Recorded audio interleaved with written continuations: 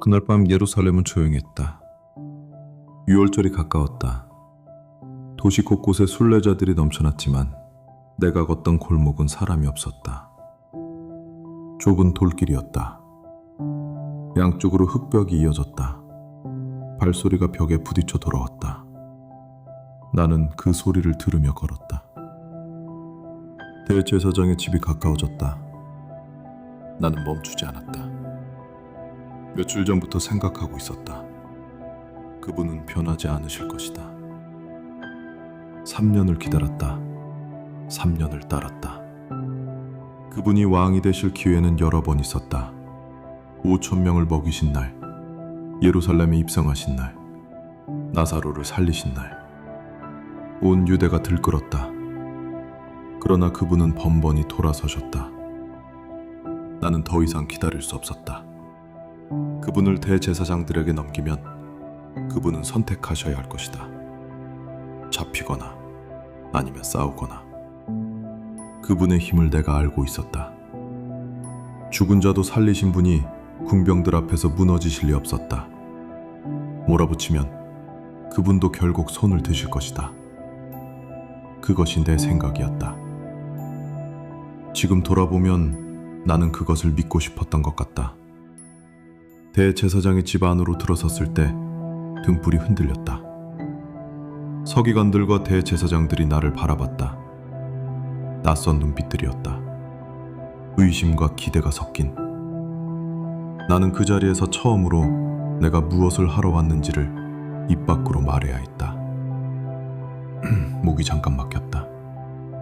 내가 그를 넘겨주리이다. 말이 나왔다.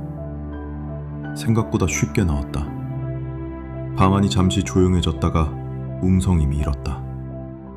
대제사장이 나를 바라보며 물었다. 무엇을 원하느냐?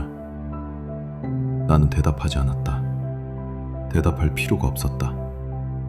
그들이 먼저 은 30냥을 꺼냈다. 탁자 위에 놓였다. 등불 아래 은빛이 번쩍였다. 나는 그것을 바라봤다. 오래 바라봤다. 은 30냥은 당시 노예 한 명의 몸값이었다. 나는 그것을 알고 있었다.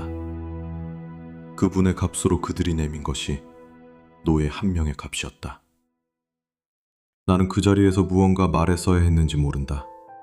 치욕스럽다고. 그분이 누구인지 아느냐고. 그러나 나는 손을 내밀었다. 은이 손바닥 위에 쏟아졌다. 차가웠다. 생각보다 무거웠다. 나는 손가락을 오므렸다. 손이 떨리지 않았다. 그것이 더 무서웠다. 대제사장이 집을 나왔을 때 바람이 불었다. 나는 골목 어귀에 서서 손을 펼쳐갔다. 은이 등불빛에 반짝였다. 30개. 하나씩 세어봤다. 30개가 맞았다. 멀리서 개 짖는 소리가 들렸다. 나는 손을 주머니에 넣었다. 그리고 걸었다. 빠르게. 골목을 빠져나와 큰 길로 접어들었다.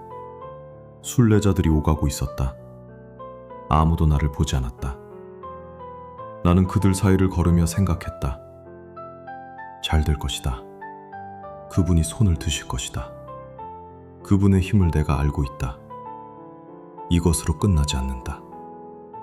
그런데 왜인지 발걸음이 무거웠다. 주머니 속 은이 걸음마다 흔들렸다.